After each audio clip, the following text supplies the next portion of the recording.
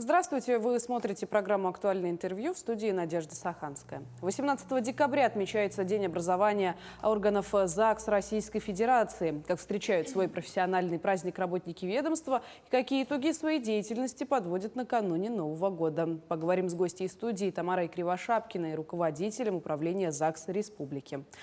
Тамара Николаевна, здравствуйте. Здравствуйте. Расскажите, пожалуйста, как же у нас в стране начали организовываться органы ЗАГСа? Да.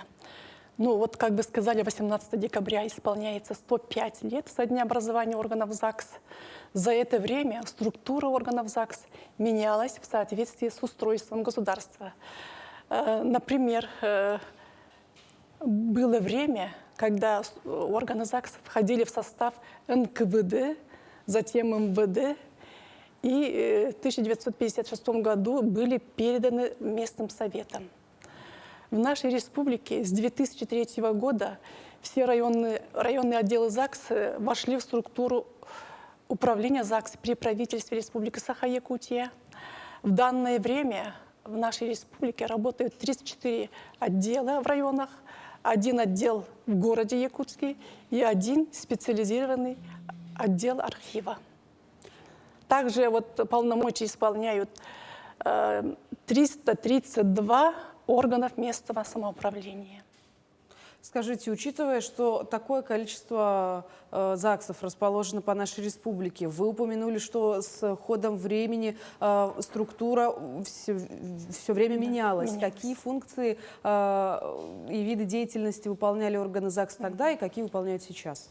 Ну, основной деятельностью управления ЗАГС всегда была государственная регистрация актов гражданского состояния, и наша деятельность осуществляется в соответствии с планом и в соответствии с решением коллегии Общественного совета управления на текущий год.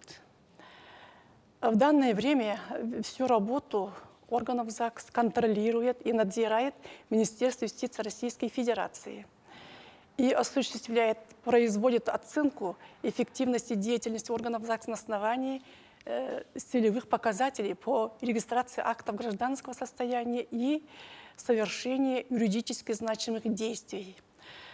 Если говорить о данном времени, сейчас в текущем году за 11 месяцев всего в республике зарегистрировано 33 807 актов гражданского состояния и более 90 тысяч юридически значимых действий.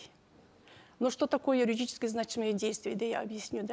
Это выдача повторных документов взамен утерянных, внесение изменений, исправлений в запись акта гражданского состояния на основании записи о перемене имени, также многочисленные ответы на многочисленные запросы правоохранительных органов, учреждений и предприятий. Таких запросов было в этом году более 30 тысяч. Также управлением ЗАГС продолжена работа по оптимизации и сокращению переданных полномочий органам местного самоуправления. Почему это происходит? Это продиктовано реалиями времени и материально-техническими издержками. Может, знаете, что с этого года в соответствии с федеральным законом о электронной подписи идентификация личности заявителя происходит только при личном присутствии в удостоверяющих центрах налоговой инспекции. А это занимает очень много времени и затратно для органов местного самоуправления. Если кто-то уходит в отпуск или на больничный, тогда очень трудно найти замену отсутствующему работнику. Поэтому это называется материально-техническая издержка. Поэтому мы стараемся в большем количестве прекратить полномочия в наследах. Итак, 25 октября этого года Иль-Тюмень принял закон о прекращении полномочий в 10 наследах. Итого, третий год этим занимаемся, и если память не изменяет, то 54 наследника уже прекратили полномочия по регистрации актов гражданского состояния по 5 видам. Это рождение, заключение брака, расторжение брака, установление отцовства и смерть. Тамара Николаевна, вот именно причины прекращения полномочий, да, в органах местного самоуправления к каким итогам привели? Ну, итог, скажем так, для населения это удобно, да, я считаю, потому что с 1 января тоже введен принцип экстерриториальности. Значит, несмотря где ты живешь, где ты проживаешь, можно обратиться в любой орган ЗАГС. То есть в основном роддома и морги находятся в районных центрах. Поэтому заявители могут обратиться сразу после рождения ребенка в отдел ЗАГСа района, и то же самое по смерти. Поэтому я считаю, это удобно для заявителей. Тамара Николаевна, мы с вами поговорили о юридически значимых действиях, но есть одно понятие теория. Вы можете на каком-то практическом примере для наших зрителей рассказать вот как раз-таки о юридической значимости? Ну, в ходе работы, конечно, обнаруживается, да, вот обращаются заявители по внесению исправления в запись акта гражданского состояния, например, в каком-то документе нашли ошибку заявителей, да, и подходят в органы ЗАГС с заявлением о внесении исправления. А тогда сотрудники составляют заключение, и на основании этого заключения вносится исправление в запись акта гражданского состояния. То же самое, когда заявитель обращается по перемене имени, и, значит, если меняется там фамилия, имя или отчество, соответственно, меняется запись акта. Таким образом, тоже вносится исправление в запись акта гражданского состояния. Это и называется юридически значимым действием. Давайте тогда поговорим о цифровизации. Да, цифровизация тоже коснулась нашей работы. Первым этапом, я считаю, это конвертация всех записей актов гражданского состояния на бумажных носителях.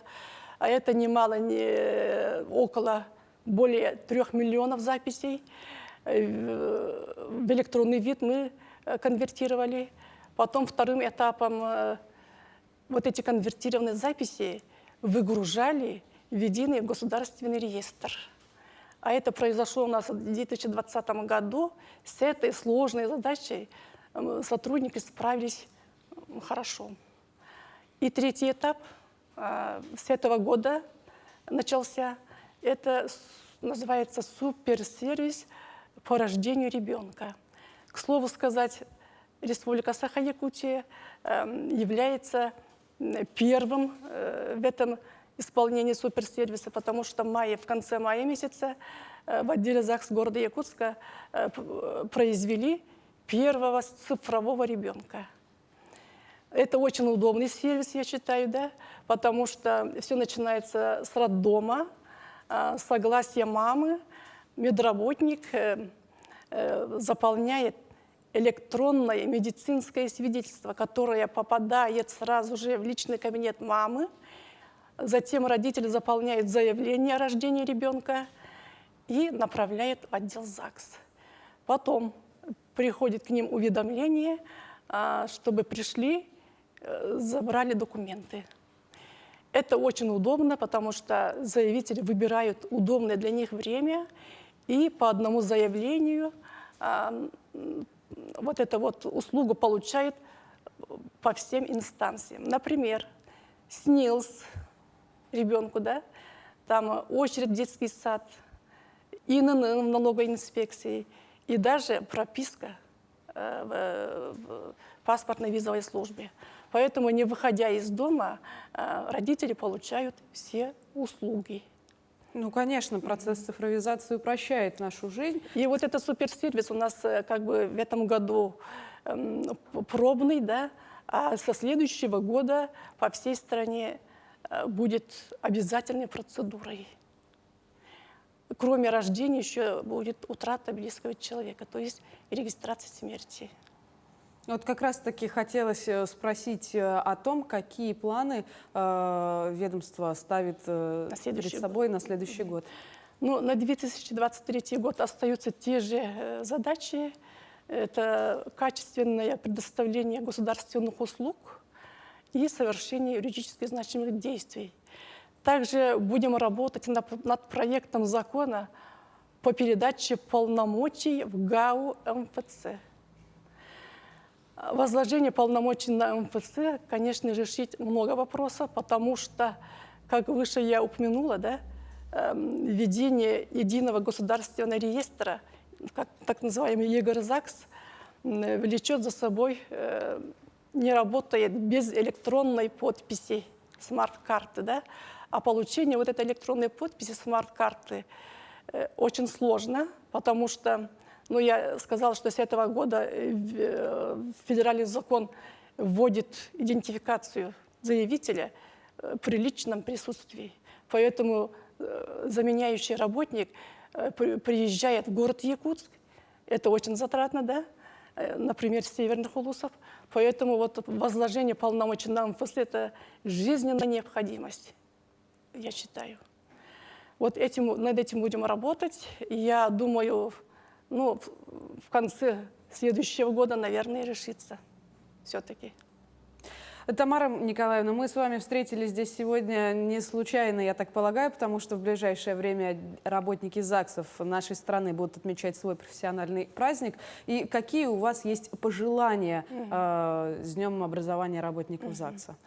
Ну, у нас работают преданные своему делу, ответственные, исполнительные, грамотные сотрудники. Не каждый может, да, стать одновременно грамотным специалистом, психологом и ведущей торжественных церемоний бракосочетания и различных мероприятий, нацеленных на укрепление семейных отношений. В этом году мы все-таки решили провести конкурс среди наших работников «Лучшие по профессии». И сегодня, ну, конкурс прошел в 2 этапа. Первый этап, значит, было тестирование на знание законов, касающихся нашей работы. И второй этап был на творческую деятельность. Да? И сегодня мы подводим итоги этого конкурса, уже выявили победителей 3 госслужащих. И сегодня же на торжественном совещании мы объявим итоги. Поэтому вот наши работники, сотрудники ждут итога конкурса, и сегодня же мы объявим. Я, конечно, хочу поздравить моих дорогих коллег с нашим так называемым профессиональным праздником, с Днем образования органов ЗАГС, и пожелать им, во-первых, крепкого здоровья, благополучия в их семьях и успехов в нашей повседневной работе.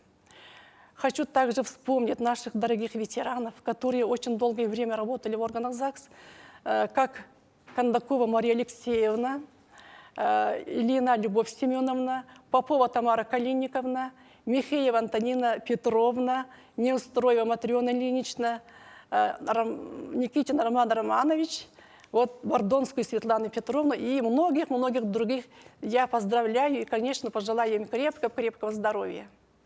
Благодарю вас, Тамара Николаевна. Разумеется, органы ЗАГС и далее продолжат свою работу. Спасибо. Спасибо. Ну а я напомню, вы смотрели программу «Актуальное интервью». Берегите себя и до встречи в эфире.